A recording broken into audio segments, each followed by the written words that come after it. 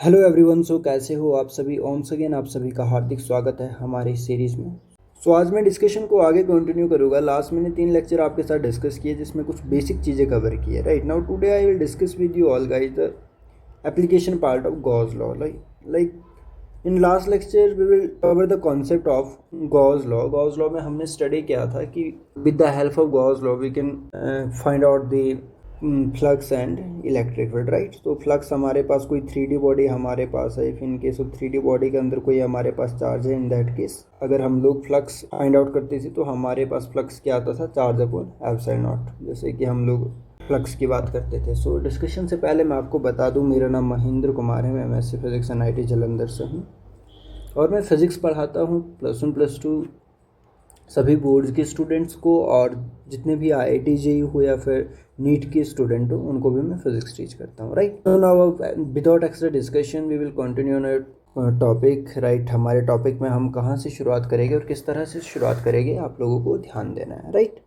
Last lecture में मैंने आपको जैसे कि हिंट दे दिया, आइडिया दे दिया कि मैंने क्या कवर किया है, Gauss law. Right, Gauss law में मैंने क्या पढ़ाया था। गॉस लॉ हमारे पास बहुत ज़्यादा इंपॉर्टेंट कब हो जाता है, क्योंकि कभी कभी क्या होता है ना दोस्तों, हमारे पास कुछ कॉम्प्लिकेटेड प्रॉब्लम्स आ जाती है जिनके लिए हमें इलेक्ट्रिक फील्ड फाइंड आउट करना होता है। तो नॉर्मली अभी तक जो हमने सीखा है इलेक्ट्रिक फील्ड फाइंड आउट करने के मेथड, उससे पॉसिबल नहीं है। तो उस कंडीशन में हमारे पास हमारा गॉस लॉ बहुत ज़्यादा हेल्प करता है। राइट, अब गॉस लॉ से एक तो आपने सीखा था कि मान लो कोई आपके पास ये 3D बॉडी है।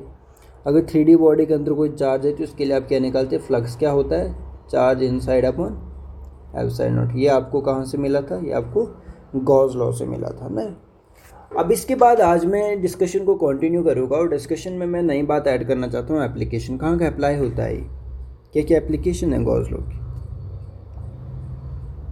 ठीक है, एप्लीकेशन में सबसे बढ़िया एप्लीकेशन इसकी मैं सिलेंडर और स्फीयर की बता दूंगा।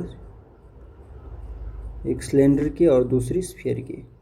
जो स्फेरिकल आपके पास ऑब्जेक्ट है स्फीयर, उसके केस में बताऊंगा।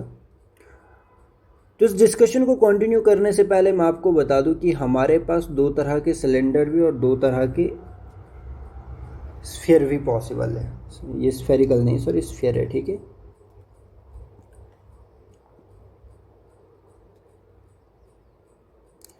तो मैंने क्या कहा, मैं सिलेंडर और स्फीयर के लिए इसकी एप्लीकेशन आपको बता दूंगा, जो कि बहुत ज़्यादा ज़रूरी है आपके डिस्कशन के लिए। ठीक है ना। हमारे पास मेनली 2 काइंड के जो हमारे मटेरियल यहाँ पे जो मैं ले रहा हूँ, सिलेंडर और स्फीयर, यहाँ पर ये हमारे पास मेनली 2 तरह के। ठीक है, कैसे कैसे, एक मिनट ज़रा। ओके, दोनों हमारे पास 2 तरह के। पहला हमारे पास है होलो और दूसरा हमारे पास है सॉलिड। होलो आप समझते हैं कि अंदर से खाली और बाहर उसके सरफेस होगी।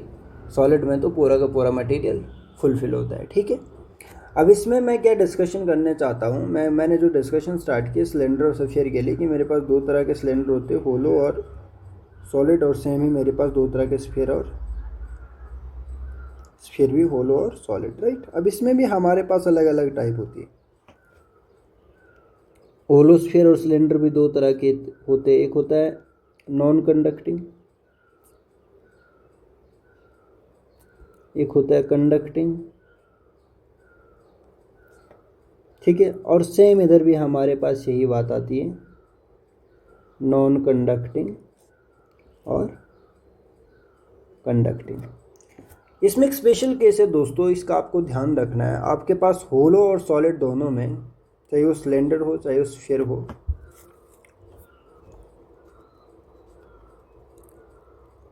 नॉन कंडक्टिंग और दूसरा हमारे पास कंडक्टिंग और तीसरा हमारे पास कंडक्टिंग। अब ये नॉन कंडक्टिंग हमारे पास मैं होलो का बोल रहा हूँ, और ये मैं होलो की बात कर रहा हूँ, और ये मैं सॉलिड स्फीयर है, सॉलिड सिलेंडर की बात कर रहा हूँ।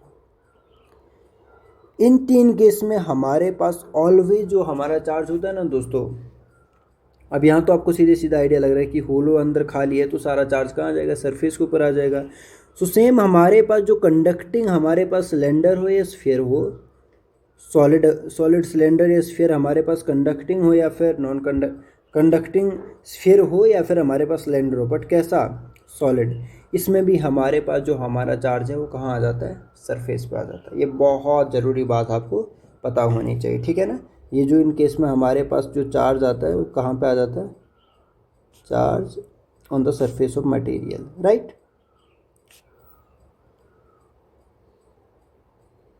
नाउ अब जब डिस्कशन को आगे बढ़ाना है तो ये बात हमें समझ आ जाती है। सिर्फ एक केस हमारे पास डिफरेंट है जो हमें अलग से पढ़ना है, वो है कि कौन सा केस है, वो हमारे पास है नॉन कंडक्टिंग। किसकी केस में, सॉलिड मटेरियल की केस में, जिसे मैंने रेड कलर से हाईलाइट किया। इसको अलग से ही पढ़ना है पूरा, राइट। नाउ अब नॉन कंडक्टिंग होलो, कंडक्टिंग हॉलो, और कंडक्टिंग सॉलिड जो हमारे पास मटेरियल, इन तीनों को हम एक साथ पढ़ेंगे, ठीक है। सो पहला केस लेता हूँ मैं सिलेंडर का। पहला केस में कौन सा ले रहा हूँ, सिलेंडर। अब पहला केस अगर मैं सिलेंडर का आप लोगों के साथ डिस्कस कर रहा हूँ तो इसको आपने समझना है, और जैसे आपको समझ आ जाएगा तो फिर चीज़ें हमारे लिए और ज़्यादा नॉर्मलाइज हो जाएगी, ठीक है। और हाँ, अब जैसे हमारे पास आपको ये आइडिया है, लाइक मैं पहले यहाँ पे एक सिलेंडर ड्रॉ करता हूँ, राइट। मैंने एक सिलेंडर ड्रॉ किया, 1 मिनट।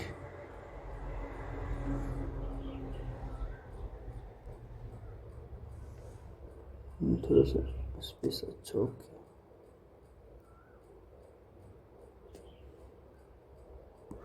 नाउ ये आपके पास सिलेंडर आ गया फाइनली, राइट। ये अब ये कैसा सिलेंडर मैंने लिया, मैंने पहले बता दिया कि मैं जो डिस्कशन सबसे पहले कर रहा हूँ किसकी कर रहा हूँ, नॉन कंडक्टिंग, कंडक्टिंग और कंडक्टिंग, ठीक है ना। अब ये हम तीनों केस में एक साथ ही पढ़ रहा हूँ।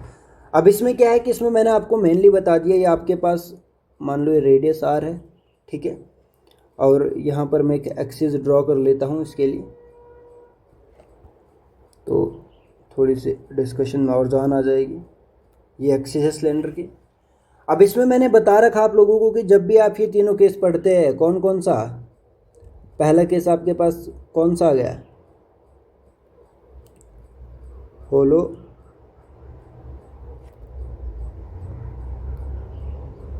कंडक्टिंग सिलेंडर, और दूसरा कौन सा है, होलो नॉन कंडक्टिंग सिलेंडर। और तीसरा केस क्या आ गया, तीसरा केस हमारे पास जो आ गया वो आ गया है सॉलिड कंडक्टिंग सिलेंडर। इन तीनों के लिए मैं एक साथ ही डिस्कशन कर रहा हूँ, ठीक है ना। अब मैंने कहा जब भी इसकी मैं डिस्कशन करता हूँ तो इस डिस्कशन में मेरे पास सबसे बेटर कॉन्सेप्ट क्या बन गया था कि इसमें हमारे पास जो चार्ज है वो क्या हो जाता है, मटेरियल के सरफेस पे आ जाता है। जो हमारे पास सिलेंडर है, सिलेंडर के सरफेस पे हमारे पास क्या आ जाता है, चार्ज आ जाता है, ठीक है। अब मैंने आपको बोल दिया कि इस कंडीशन में मेरे लिए आप लोग क्या करके बताओ, मुझे आप इलेक्ट्रिक फील्ड फाइंड आउट करके बताओ। अगर चार्ज ऐसे सरफेस पे है तो मेरे पास इलेक्ट्रिक फील्ड क्या होगी सिलेंडर के लिए, मैंने पूछ लिया, ठीक है। अब अगर आपको आइडिया होगा, थोड़ा बहुत भी आइडिया होगा, तो चीज़ें बहुत नॉर्मल हो जाएगी। अब यहाँ पे दो पॉसिबिलिटी है, एक आपके पास क्या है, एक अंदर आपके पास मैं इलेक्ट्रिक फील्ड फाइंड आउट कर सकता हूँ, दूसरा मैं इस सिलेंडर के बाहर में आपके पास क्या कर सकता हूँ, इलेक्ट्रिक फील्ड फाइंड आउट कर सकता हूँ। बट इस प्रॉब्लम में अगर मेरे को इलेक्ट्रिक फील्ड सॉल्व करनी है तो एक हमारे पास नई बात होती है, गॉसियन सरफेस। गॉसियन सरफेस हमको क्या करनी पड़ती है, ड्रॉ करनी पड़ती है। गॉसियन सरफेस का तो आइडिया होगा ही आप लोगों को कि गॉसियन सरफेस हमारी प्रॉब्लम को नॉर्मलाइज करती है। लास्ट लेक्चर में मैंने बताया ही होगा, है ना। उसकी हेल्प से हम अपनी प्रॉब्लम को ईजिली सॉल्व कर सकते हैं, ज़्यादा प्रॉब्लम नहीं आती है प्रॉब्लम को सॉल्व करने में। अब लेट अस कंसीडर, मैं इनसाइड द सिलेंडर की बात करना चाहता हूँ पहले, कि इनसाइड सिलेंडर के इनसाइड में कितनी इलेक्ट्रिक फील्ड पॉसिबल है। अगर मैं सिलेंडर के इनसाइड जा रहा हूँ तो मेरे पास पहली कंडीशन सिलेंडर के इनसाइड है, तो यहाँ पर अगर मैं यहाँ से लेकर यहाँ तक अगर r डिस्टेंस लेता तो ये r मेरे पास रेडियस ऑफ सिलेंडर से छोटा है। ठीक है, अब इस पॉइंट पर अगर मैं क्या देखना चाहता हूँ, इस पॉइंट पर अगर मैं देखना चाहता हूँ कितना इलेक्ट्रिक फील्ड है, तो सबसे पहले मेरे को इसके पास में एक गॉसियन सरफेस बनाना पड़ेगा। ठीक है, तब कुछ बात बनेगी। अब मान लो ये मेरे पास स्मॉल लेंथ एल का सिलेंडर है, या अंदर जो मैंने ड्रॉ करा हुआ है। ठीक है, और अब इसमें मेरे पास क्या है कि अलग अलग सरफेस है, एक ही सरफेस है, एक ही सरफेस है, एक ही कर्व है। तो इसको मैं 1 मान लेते, इसको मैं 2 मान लूँ, इसको मैं 3 मान लूँ, और मैं बात करना चाहता हूँ कि मैं पहले इसके लिए क्या करूँगा, फ्लक्स सॉल्व करूँगा। फ्लक्स का तो आपको पता है कि टोटल फ्लक्स क्या होगा, यहाँ पर किस किस की वजह से फ्लक्स होता है। फ्लक्स के लिए सरफेस देखनी बहुत ज़्यादा ज़रूरी होती है, फर्स्ट सरफेस, सेकंड सरफेस और थर्ड सरफेस, है ना। अब मान लो ये आपके पास इलेक्ट्रिक फील्ड है, चलो यहाँ तो अंडरस्टूड है, हमारे पास के अंदर अगर चार्ज है ही नहीं, अंदर हमारे सरफेस पे पूरा चार्ज है, अंदर चार्ज ही नहीं है, तो हमारे पास अगर चार्ज है ही नहीं तो फ्लक्स हमारे पास क्या हो जाएगा, फ्लक्स की वैल्यू क्या आ जाएगी। इनसाइड अगर चार्ज है ही नहीं तो फ्लक्स भी हमारे पास जीरो होगा ना। और अगर फ्लक्स हमारे पास जीरो है तो हमारे पास इलेक्ट्रिक फील्ड होता है क्या, अगर तुम लोगों ने पढ़ा होगा, फाई हमारे पास क्या होता है, फाई की अगर आप बात करते, फाई आपके पास ये होता है ए डॉट डी ए। अगर ये बात अगर आपके पास फाई ये आपके पास है, यहाँ पर फाई जीरो हो गया तो आपके पास ई डॉट जो भी आप ले गए, तो यहाँ पर आपके पास इलेक्ट्रिक फील्ड की प्रोबेबिलिटी भी क्या हो जाती है, जीरो ही हो जाती है। तो ये बात हमें पता होनी चाहिए कि जब हम सिलेंडर के केस में इनसाइड की बात करते हैं, चाहे होलो कंडक्टिंग सिलेंडर हो, होलो नॉन कंडक्टिंग हो और सॉलिड कंडक्टिंग हो, इनसाइड द सिलेंडर हमारे पास जो हमारी इलेक्ट्रिक फील्ड की वैल्यू है वो ऑलवेज क्या रहती है, जीरो रहती है, राइट। नाउ अब इसी डिस्कशन को यहाँ से आगे कंटिन्यू करता हूँ मैं, इस सिलेंडर को यहाँ से उठाता हूँ। ओके, नाउ अब मैं आउटसाइड द सिलेंडर की बात करूँगा। ठीक है, ये इनसाइड पे ध्यान मत देना भी आप लोग, अब आप आउटसाइड की बात करना। अब जैसे मैं यहाँ पे इस पॉइंट पे कहीं देखना चाहता हूँ, तो अंदर का इसको मैं, जो अंदर मेरे पास यहाँ पे ये सिलेंडर है, इसको मैं क्या कर देता हूँ, ये, ठीक है। अब कहीं मैं बाहर की जब बात कर रहा हूँ दोस्तों, अब मैं बाहर की अगर बात करना चाह रहा हूँ तो मैंने कहीं इस पॉइंट की बात की। ठीक है, अब मैं आउटसाइड द सिलेंडर देख रहा हूँ कि आउटसाइड द सिलेंडर हमारे पास कितनी इलेक्ट्रिक फील्ड पॉसिबल है। Outside the cylinder, outside the cylinder हमारे पास जो रेडियस आर है, ये हमारे जो ये आर हम यहाँ पे कंसीडर कर रहे हैं यहाँ से, तो रेडियस से बड़ा है। अब इसके सराउंडिंग भी आपको क्या करना है, इसके सराउंडिंग भी आप एक गॉसियन सरफेस बना दो, क्योंकि गॉसियन सरफेस तो बनाना ही पड़ेगा, तभी आपका थोड़ा सा कुछ काम बनेगा। ये और ये, ठीक है, ये आपने गॉसियन सरफेस बना दिया। अब जैसे आपने गॉसियन सरफेस कंसीडर किया दोस्तों, अब इसमें आप देखो कि बाहर आपके पास सरफेस पे चार्ज है, तो इस साइड आपके पास क्या आएगी, इलेक्ट्रिक फील्ड आएगी। यहाँ पर भी इस साइड आपके पास क्या रही, इलेक्ट्रिक फील्ड आ रही है। मैंने कहा आप लोगों को कि जो 3D ऑब्जेक्ट होता है उसके सरफेस पे ही आपके पास बाहर की जो सरफेस होती है वहीं से आप एरिया वेक्टर ले दो, मतलब इसका एरिया वेक्टर भी इधर है और ई की वैल्यू भी इधर है। अब इस वाले में देखो, यहाँ पर सरफेस ये है, एक ये है, 3 पॉसिबिलिटी है ना, 1 2 3। अब यहाँ पे अगर आप एरिया वेक्टर कंसीडर करोगे तो नीचे को आएगा, यहाँ ऊपर को आएगा। अगर इसको, इस एरिया वेक्टर को आप कंसीडर करते फिरोगे तो यहाँ पर आपके पास ए ये आ गया और ए इधर आ गया, ये कितना हो गया 90 डिग्री। यहाँ पर भी आपके पास ये हो गया 90 degree.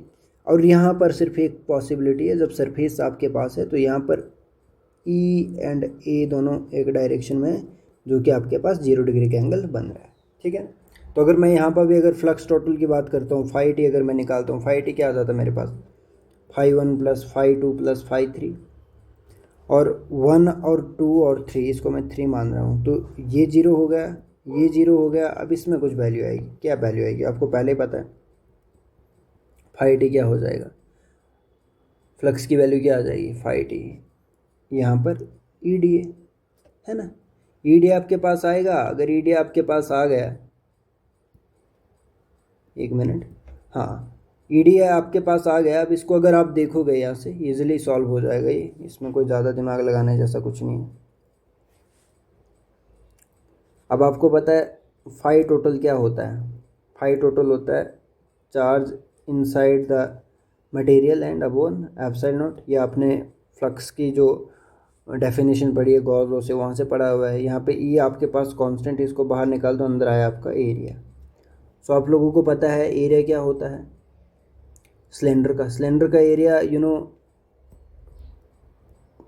2 pi R square plus, उसके बाद क्या होता है 2 पाई आर एल, इसको अगर आप एल मानते हो, परंतु ये नहीं लेते हम। इसको क्यों नहीं लेते, क्योंकि ये जो हमने ऊपर के जो ये हमारे पास सरफेस 1 और सरफेस 2 का जो हमारे वहाँ क्या बोलते हैं फ्लक्स आना था वो 0 था, तो इसको हम नेगलेक्ट कर देते हैं इस टर्म को, सीधे हम इस वाले टर्म की बात करते हैं। तो जब इस वाले टर्म की बात करते हैं तो हमारे पास यहाँ पर जो वैल्यू आ जाती है डी ए की, अगर इसको इंटीग्रेट अपन कर रहे हैं तो यहाँ आता है E multiply by 2 pi are l, this is the value of area, right. Total area को जब इंटीग्रेट किया तो ये वैल्यू आई। और यहाँ पे क्यू इनसाइड आपको पता है, क्यू इनसाइड जब आप फाइंड आउट करोगे क्यू इनसाइड की वैल्यू क्या आएगी। अब क्यू इनसाइड की वैल्यू अगर इस केस में आपको निकालनी है, यहाँ पर आपके पास अगर आपने क्यू इनसाइड निकालना है तो सरफेस चार्ज डेंसिटी की बात करनी है, क्योंकि सरफेस से ही आपके पास चार्ज आ रहा है, कितना जा रहा है, sigma is equal to Q upon area. ये मैंने पहले बताया सरफेस चार्ज डेंसिटी के लिए, वॉल्यूम चार्ज डेंसिटी के लिए चार्ज अपॉन वॉल्यूम, है ना, रो से, और लीनियर चार्ज डेंसिटी के लिए lambda is equal to charge upon length, है ना। ये तीनों आपको पता होने चाहिए, ठीक है ना। अब इसमें जब आप बात देख रहे हो, ये यहाँ तक पहुँच जाते हो, तो यहाँ पर आपने इजीली निकाल दिया, क्या निकालना है आपने, sigma is equal to charge upon area. अब चार्ज तो आपको पता है क्यू है, और एरिया की बात करोगे तो एरिया आपने किसका देखना, जो अंदर का आपका सिलेंडर है, क्योंकि इस पे है ना आपका चार्ज, राइट। तो 2 पाई कैपिटल आर एल, ये इधर चला जाएगा, तो ये अब यहाँ से क्यू की वैल्यू क्या बनेगी, क्यू की वैल्यू आपके पास बहुत आराम से यहाँ से निकल के आ गई, sigma 2 pi capital R L is equal to Q. और इस क्यू को यहाँ आसानी से पुट कर दो इनसाइड, इतना चार्ज हमारे पास है, 2 pi are l upon epsilon not is equal to E आपके पास यहाँ पे है, और 2 पाई आर एल। अगर इस साइड लेके आ जाओगे तो ई की वैल्यू इजीली आ जाएगी, ये तो सिंपल मैथ्स है। 2 pi are l upon epsilon not multiply by 2 pi are l equal to E. तो यहाँ से एल से एल कैंसिल, पाई से पाई कैंसिल, 2 से 2 कैंसिल, ये आपके पास क्या आ गया, sigma are upon epsilon not r is equal to E. ये कौन सी कंडीशन है, जब आपके पास आप आउटसाइड द सिलेंडर जब आप देख रहे हैं, तो ये आपके पास क्या आ गई, इलेक्ट्रिक फील्ड आउटसाइड आ गई, ठीक है। और यहाँ पर आपको डायरेक्टली पता लग रहा है कि जब आउटसाइड आप बात कर रहे हैं तो ये इनवर्सली प्रोपोर्शनल है 1 अपॉन आर की। दैट मीन जैसे जैसे आर बढ़ रहा है वैसे वैसे आपकी इलेक्ट्रिक फील्ड कम हो रही है। तो यहाँ पर आपको बात समझ आ गई। अब मैं इसका प्लॉट बता देता हूँ कि अगर यहाँ पर अगर आपके पास प्लॉट आएगा तो किस तरह से आएगा। प्लॉट भी आते हैं, क्योंकि समटाइम डायरेक्ट पूछते, प्लॉट ही पूछ लेते हैं। अगर जिसको ग्राफ अगर ड्रॉ करने नहीं आते तो उसके लिए तो प्रॉब्लम है। देखो मान लो ये सिलेंडर था मेरे पास, ठीक है, थोड़ा इस सिलेंडर को बना के करूँगा ना तो आपको फील आएगी कि हाँ यह सही था। ये इनसाइड मान लो, ये बाहर की सरफेस मान लो, है ना, ठीक है। ये आपके पास इलेक्ट्रिक फील्ड को बता रहा है, ये आपके पास आर को बता रही है एक्सिस। अब यहाँ पे देखो, अब ये वाला जोन जो मैंने दिखाया आप लोगों को, ये फेज़ 1, ये फेज़ 2, और ये हमारे पास है सरफेस सिलेंडर की, ठीक है। अब आपको पता जब इनसाइड चले गए थे तो आपके पास ई की वैल्यू क्या थी, 0 थी। तो यहाँ पर ये आपके पास क्या होगा, ई इज इक्वल टू 0, मतलब ये यहाँ पे इलेक्ट्रिक। जैसे ही आप लोग बाहर आ गए तो बाहर आए तो बाहर आपके पास E is inversely proportional to r, तो यहाँ से ऐसे आने लगी आपकी। जैसे जैसे आर के साथ आगे बढ़े वैसे वैसे आपकी जो ई है वो नीचे नीचे होती गई। परंतु मैक्सिमम पॉसिबिलिटी कहाँ पे आपकी इलेक्ट्रिक फील्ड ई मैक्सिमम कहाँ होगी? सरफेस पे। कैसे? यहाँ पर आपके पास आर जो होगा वो आपके आर के रेडियस के इक्वल हो जाएगा, जो कि आपने फॉर्मूला तो पता ही है, sigma is equal to E is equal to sigma are upon epsilon not R, है ना। ये यहाँ पे पुट कर दिया, यहाँ से यहाँ कैंसिल, और maximum value of electric field क्या होगी? सिग्मा अपॉन एप्सिलॉन नॉट इस केस में। सो जितनी भी डिस्कशन मैं कर सकता था, जितने भी कॉन्सेप्ट मैं कवर कर सकता था इस एप्लीकेशन के अंदर, 20 से 25 मिनट की होपफुली वीडियो तो बनी होगी, आई नो। तो मैंने सारी डिस्कशन इसके साथ की। अगर आपको ये समझ आ जाता है ना, तो इसके बाद आगे के लिए भी आप सेम ही केस करोगे स्फीयर के लिए, ठीक है। सो डिस्कशन को कंटिन्यू ही रखेंगे, क्योंकि आज के सेशन में मैं सारा कुछ कवर करने वाला हूँ। ये जो नॉर्मल क्वेश्चन है ये भी कवर हो जाएगी, इसकी टेंशन नहीं लेनी है। पहले आप कॉन्सेप्ट एक बार सभी समझ लेना, ठीक है ना। दूसरा केस में जो आपके साथ डिस्कस करने वाला हूँ अभी, वो हमारे पास है नॉन कंडक्टिंग सॉलिड सिलेंडर, ठीक है। कौन सा हमारे पास? Non conducting solid cylinder. अब नॉन कंडक्टिंग सॉलिड सिलेंडर की जब मैं बात करता हूँ,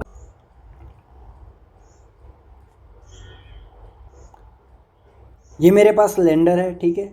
अब इस ये सिलेंडर मेरे पास कैसा है? Non conducting solid cylinder. तो इसके अंदर मेरे पास पूरा चार्ज भरा हुआ है, ये देखो। जिससे पहले मैंने डिस्कशन की थी वहाँ सिर्फ मैं सरफेस पे बात कर रहा था, परंतु यहाँ मैं सरफेस के बियॉन्ड जाके, सरफेस में तो है ही है और सरफेस के इनसाइड भी हमारे पास क्या है? सिलेंडर में चार्ज ऑक्यूपाई है, राइट। तो होल हमारे पास सिलेंडर में चार्ज है। तो इस कंडीशन में हमारे पास दोस्तों क्या पॉसिबिलिटी है हमारे इलेक्ट्रिक फील्ड? सो नाउ, अब आप लोगों को पता है, आप लोगों को मैंने पहले भी बताया है कि जब भी आप डिस्कशन यहाँ पे देखते हैं तो इस केस में आपके पास जो ये आपकी डायरेक्शन होती है बाहर की, जो ये डायरेक्शन है, इस तरफ आपके पास डायरेक्शन है इलेक्ट्रिक फील्ड की, और सेम इस तरफ भी अगर आप देखोगे तो आपकी इलेक्ट्रिक फील्ड डायरेक्टेड है, ठीक है। अब इलेक्ट्रिक फील्ड तो डायरेक्टेड है ही। अब यहाँ पे अगर देखा जाए तो मुझे इसमें दोनों केस लेने पड़ेंगे। पहला मुझे इनसाइड लेना पड़ेगा और दूसरा मुझे आउटसाइड लेना पड़ेगा। तो दोनों केस के लिए देखना पड़ेगा कि अगर जब हमारे पास होल सिलेंडर में अगर हमारे पास charge distributed, in that case what the possibility inside and outside, right. So now firstly I discuss the concept of outside. Like ये मेरे पास जो यहाँ पर है, ये मैंने जो रेड लाइन कंसीडर की, this red line and this one red line, this is radius and another one is axis of cylinder, right? So now firstly I consider the point P outside the cylinder, and outside the cylinder अगर मैं point पे consider कर रहा हूँ तो मुझे क्या लेनी है? Gaussian surface. तो आप अवेयर हो गए कि गॉसियन सरफेस से हमारी सारी बातें डिस्कस होती है। तो यहाँ पे मैं गॉसियन सरफेस अगर लूँ बाहर कहीं, तो ये मेरे पास कुछ इस तरह की गॉसियन सरफेस होगी, राइट। सो ये मेरे पास क्या है कि गॉसियन सरफेस आ गई।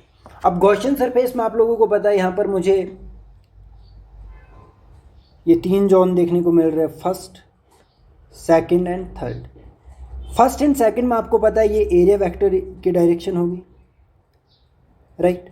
और इलेक्ट्रिक फील्ड ये है, यहाँ पर भी सेम ऐसी कंडीशन है। परंतु सोचने योग्य बात हमारे पास क्या है कि जब हम कर्व की ये बात करेंगे, जो ये कर्व हमारे पास है, इस कर्व पे हमारे पास जो एरिया वेक्टर है दोस्तों, ये आउटवर्ड सरफेस होगा, ठीक है, मतलब away from the surface. And then अब हमें पता है कि इलेक्ट्रिक फील्ड की डायरेक्शन इसी साइड है, तो ये दोनों हमारे पास जो electric field and area vector है दोनों हमारे पास सेम डायरेक्शन में लाएंगे, ठीक है। तो हमारे पास थीटा कितना हो गया? 0 डिग्री। सो आपको पता है कि आप यहाँ पर अगर डिस्कशन करोगे, किसके डिस्कशन करोगे? यहाँ पर आप सबसे पहले क्या देखते हैं? सबसे पहले देखते हैं आप टोटल फ्लक्स। टोटल फ्लक्स आपके पास 1, 2 एंड 3 जो आपके पास यहाँ पर एरिया वेक्टर थे इनके वजह से होना था, परंतु आपके पास फर्स्ट एंड थर्ड में आपके पास फ्लक्स 0 हो जाएगा। सिर्फ और सिर्फ एक कंसिडर करेंगे जिसे आप कंसिडर करते हैं EDA, राइट। नाउ अब आपके पास जो यहाँ पर E है दोस्तों, जो मैंने E मेंशन किया कांस्टेंट, इसको बाहर निकाल दो, अंदर आपके पास TA बस है। तो आपको पहले ही पता, अगर इसकी आपके पास अगर लेंथ स्मॉल l है तो यहाँ पर आपके पास इसका फाई टी क्या आ जाएगा? फाई टी आ जाएगा E multiply by 2πRL, right. 2πRL, ये R तो आपको पता ही है। सो अब देखना ये फाई टी हमारे पास क्या होता है, फाई टी के साथ आप पहले अवेयर है, वो होता आपके पास चार्ज अपॉन एप्सिलॉन नॉट, जो पहले आपने पढ़ा हुआ है। अब यहाँ पे अगर आप इसकी जगह चार्ज अपॉन एप्सिलॉन नॉट की बात करोगे, परंतु यहाँ चार्ज की जगह भी आपको देखना पड़ेगा। यहाँ पर आपके पास क्या है, सरफेस पे चार्ज डिस्ट्रीब्यूट है। सरफेस चार्ज क्या होता है, sigma is equal to charge upon area. तो यहाँ पे एरिया क्या होगा, अंदर वाले जो आपके पास सिलेंडर है इस पे चार्ज डिस्ट्रीब्यूटेड है, तो इसका एरिया निकालना पड़ेगा। जो इनसाइड आपके पास सिलेंडर है यहाँ पर चार्ज डिस्ट्रीब्यूटेड है, तो इसके लिए एरिया निकालेंगे। तो एरिया क्या निकलेगा, एरिया निकलेगा आपके पास, क्या निकलेगा इसके लिए area, 2 pi R L. L इसके लिए भी लेट अस कंसीडर, इसके लिए भी मैंने एल ही कंसीडर की लेंथ, राइट। सो यहाँ पर ये एरिया आगे, इस एरिया को यहाँ पे पुट करो तो यहाँ पे आपके पास चार्ज की वैल्यू आ जाएगी sigma 2 pi are l. And ये हमारे पास जो चार्ज की वैल्यू इसको यहाँ पुट करोगे इसकी जगह, तो इसको कुछ ऐसा आप लिख सकते हैं। इस फाई टी को रिप्लेस करो क्यू अपॉन एप्सिलॉन नॉट से, और सामने हमारे पास है E multiply by 2 pi R L.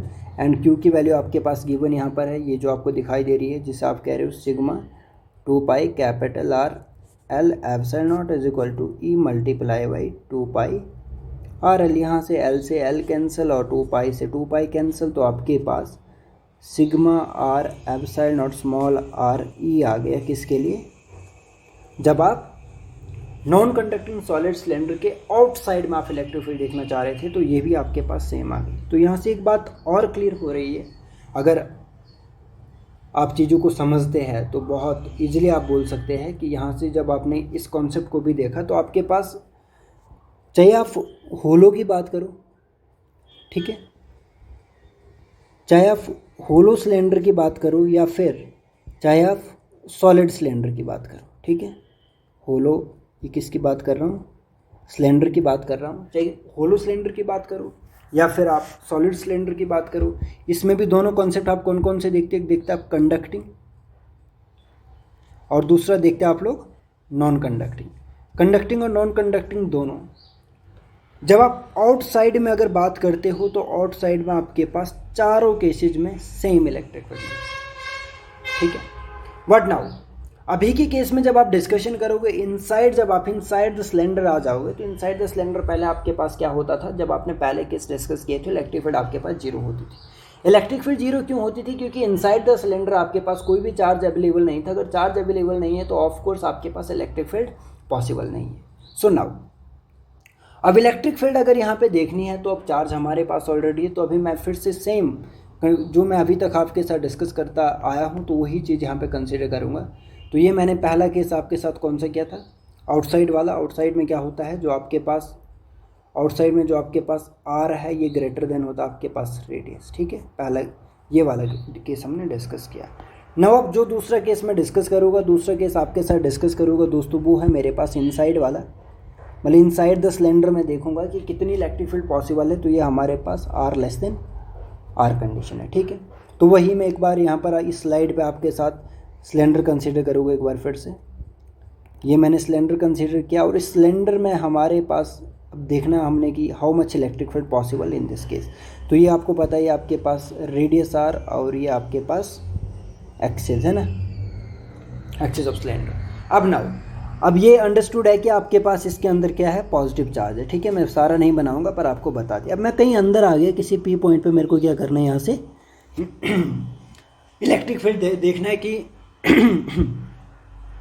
How much electric field is possible in this case, right. So now अब यहाँ पर आप देखो, यहाँ पर आपको फिर से वही गॉसियन सरफेस कंसीडर करना है। जब आप गॉसियन सरफेस कंसीडर करते हो तो सेम वही बात आपके पास बन रही, ये और अंदर आपके पास यहाँ पर सरफेस, ठीक है। अब यहाँ पर आपके पास ये इधर, ये इधर, इधर भी ये इधर, ये इधर, तो दोनों केस में यहाँ पर 90 डिग्री और 90 डिग्री। तो अगर इसको 1 मानो, इसको 2 मानो, और इधर तो आपको पता है ई और ए दोनों सेम डायरेक्शन में। यहाँ पर भी आपके पास फाई क्या हो गया, 0। यहाँ पर भी आपके पास फाई क्या हो गया, 0। तो अगर फाई टी अगर आप लिखोगे तो सिर्फ ए क्या आएगा, क्या आएगा, ई डॉट डी है। तो इसको बाहर निकाल दो, इसको बाहर निकालोगे आप लोग तो मान लो इसकी लेंथ एल मान लो। अगर इसको आप बाहर निकाल रहे हो, ठीक है, अगर इसको आप बाहर निकाल रहे हो तो यहाँ पर आपके पास जो फाई है, फाई टी, ये आ जाएगा ई, और ये आपके पास जो अंदर आपके पास सिलेंडर है, अंदर जो सिलेंडर है इसके वजह से आपके पास क्या है, 2 पाई सॉरी एक मिनट, यहाँ पर आप कंसिडर कर लो, यहाँ पर आप डी ए कंसिडर करो, नेक्स्ट स्टेप में हम सॉल्व करते हैं, ठीक है। तो यहाँ 5t की जगह मैं अगर चार्ज अपॉन एरिया अगर पुट करूँ तो आपको पहले ही पता है कि चार्ज अपॉन एरिया नहीं आएगा यहाँ पर आपके पास आएगा चार्ज अपॉन एप्सिलॉन नॉट, ठीक है। ये आपने गॉस लॉ से निकाला हुआ है। अब यहाँ पे ये आपके पास मेंशन किया और डी ए आपको पता है यहाँ से क्या आएगा, डी ए की वैल्यू अगर आप यहाँ पे पुट करोगे तो ये आएगा 2πr_l। नाउ अब हमने यहाँ पर चार्ज की वैल्यू निकालनी है। चार्ज आपको पता है क्या होता है, चार्ज होता है sigma is equal to charge upon area, ये आपने पहले ही पढ़ रखा है, ठीक है। तो अभी हम यहाँ पे सिग्मा की बात नहीं करेंगे, हम रो की बात करेंगे। रो क्या होता है आपके पास, चार्ज अपॉन वॉल्यूम। तो वॉल्यूम क्या होता है आपके पास इस केस में, वॉल्यूम क्या लिखोगे जब आप इस तरह का केस देखते हो, तो वॉल्यूम यहाँ पे आपके पास क्या आएगा, वॉल्यूम ऑफ सिलेंडर क्या आएगा, πr²l, ठीक है। क्या आएगा आपके पास 2πr²l, आपके पास क्या हो जाएगा यहाँ पर वॉल्यूम होगा। जब 2πr²l आपके पास वॉल्यूम होगा तो इसकी कुछ वैल्यू आपके पास बनेगी, जो कि कुछ इस तरह की वैल्यू बनेगी। अब यहाँ से आपने रो निकाला चार्ज अपॉन वी, तो ये आ गया आपके पास रो मल्टीप्लाई बाई 2πr²l, ये आपके पास वॉल्यूम ऑफ सिलेंडर है, मल्टीप्लाई बाई क्यू। तो ये और यहाँ से क्यू की वैल्यू आप पुट करोगे कहाँ पे, जो ये आपके पास यहाँ मेंशन है, जो आपने Q by epsilon not is equal to साथ में ई मल्टीप्लाई बाई 2πr_l आपने लिखा है। तो यहाँ पर जब आप इसको सॉल्व करते हो चार्ज की वैल्यू पुट करोगे तो रो 2πr²l upon epsilon not and E multiply by 2πr_l, right. ये यहाँ पर इतनी बात आपके साथ हुई।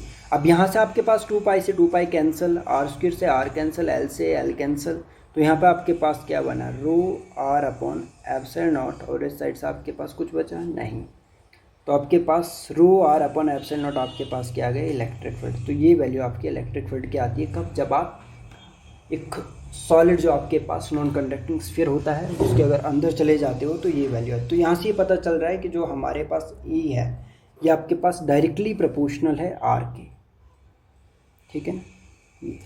तो अगर इसके लिए प्लॉट देखना होगा तो यहाँ तक ये बात समझ आती है अपने को। और यहाँ पे हमारे पास ये मिस्टेक हो गई है, जो मैंने यहाँ पे ये 2 नहीं आता है, ठीक है ना। 2 हमारे पास जो वॉल्यूम ऑफ सिलेंडर होता है उसमें हमारे पास 2 नहीं आता है, तो ये हमारे पास πr²l। तो यहाँ पर आपके पास इसको आप हटा दो यहाँ से, इसको अगर आप यहाँ से एक मिनट ये हटा दिया तो यहाँ से पाई से पाई कैंसिल, तो एंड में आपके पास ये आंसर आ रहा है electric field. So electric field आपके पास डायरेक्टली प्रोपोर्शनल है R के। अब यहाँ पर अगर आप प्लॉट देखते हो किसके लिए, अगर आप यहाँ पर अगर प्लॉट देखोगे, अभी प्लॉट किस किस के बीच में आपके पास प्लॉट है, आपके पास इलेक्ट्रिक फील्ड और R के बीच में। अब यहाँ पे आप एक बार सिलेंडर ही बना दो तो आइडिया लग ही जाएगा, ठीक है। तो यहाँ पे जब आपने सिलेंडर बनाया, अब आपको पता है कि ये आपके पास सरफेस है, तो ये इनसाइड वाली बात है, ये आउटसाइड वाली बात है। यहाँ पे आपके पास R is equal to R हो रहा है ये। अब यहाँ क्या हो रहा है अगर आप देखोगे तो ये E directly proportional to R, जैसे जैसे R बढ़ रहा है वैसे वैसे ये भी बढ़ रहा है, मतलब ऐसा कुछ। ये एक मिनट, ये थोड़ा ज़्यादा खतरनाक बन गया, ये ऐसे। फिर जैसे ही आप सरफेस पे पहुंचोगे, सरफेस पे आपके पास मैक्सिमम इलेक्ट्रिक फील्ड आपको मिलेगा, उसके बाद फिर से वही डिक्लाइन करने लग जाएगा R के साथ। जैसे जैसे R बढ़ेगा वैसे वैसे कम होता जाएगा, ठीक है ना। तो ये आपके पास प्लॉट है कौन से कंडीशन के लिए, जब आप नॉन कंडक्टिंग सॉलिड स्फीयर की बात करते हैं। तो ये जो आपके पास है ये E directly proportional to R और ये E inversely proportional to 1/R। So ये दोनों बातें आपके साथ डिस्कस की। सो नाउ अभी के लिए इतनी बात काफ़ी है। अब इसके बाद जो नया टॉपिक है वो भी इससे रिलेटेड है, पर स्फीयर का टॉपिक है वो बहुत सेम जैसा टॉपिक है, तो उसको आप एक बार गो थ्रू कर सकते हो तो डेफिनेटली आपको समझ आ जाएगा। सो नाउ इसके बाद के डिस्कशन में अब एक नया टॉपिक लेके आते हैं, ठीक है।